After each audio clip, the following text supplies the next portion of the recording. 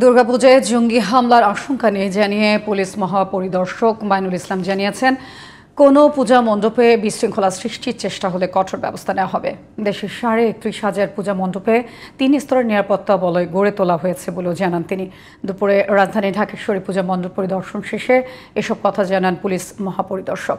মহসিন কবিরের রিপোর্ট। সনাতন ধর্মাবলম্বীদের সবচেয়ে বড় ধর্মীয় উৎসব শারদীয় দুর্গাপূজা। তবে এবারের উদযাপন ঘিরে নিরাপত্তা ইস্যুতে উঠেছে নানা প্রশ্ন। দুপুরে ঢাকেশ্বরী মন্দির পরিদর্শনে আসেন পুলিশ প্রধান। এ সময় তিনি কথা বলেন, আয়োজকদের সাথে আশ্বস্ত করেন নিরাপত্তা ব্যবস্থা নিয়ে।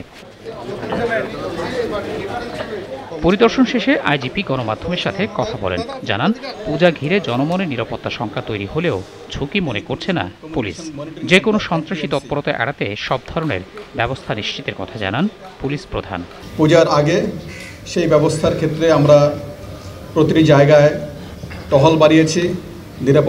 নিরাপত্তা ব্যবস্থার জন্য অন্যান্য যে সিকিউরিটি এলিমেন্ট স্কেলেটন আকারে মোতায়েন হয়েছে।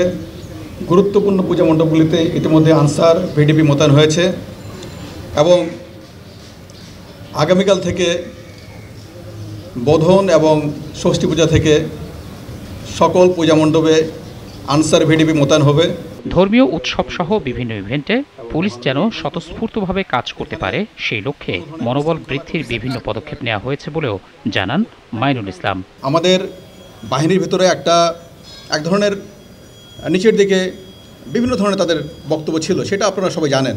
আমরা সেই জায়গা থেকে তাদের হৃত মনোবল, হারানো মনোবল সেটা ফিরিয়ে আনার জন্য যে কার্যক্রম সেগুলি কিন্তু চলমান আছে এবং ইতিমধ্যে সবাই কাজ করছে সব জায়গায়।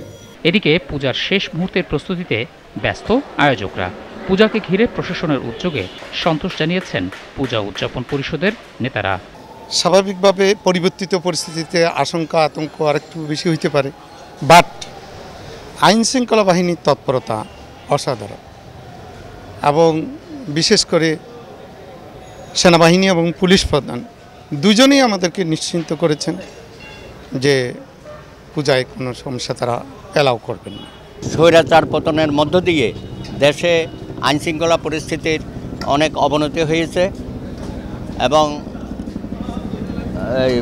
কিছু এলাকা বন্যা প্লাবিত হয়েছে। সুতরাং নানান কারণে একটা শঙ্কা সৃষ্টি হয়েছিল। তবে আমি মনে করি যে গত 1 মাস আমাদের প্রচেষ্টায় এবং সরকারের প্রচেষ্টার মধ্য দিয়ে আইনশৃঙ্খলা পরিস্থিতির অনেক উন্নতি হয়েছে। সমন্বিত পদক্ষেপে শেষ পর্যন্ত এবারের শারদীয় দুর্গাপূজা উৎসবমুখরভাবেই শেষ হবে বলে আশা সবার। মহসিন কবির, জিটিভি নিউজ, ঢাকা।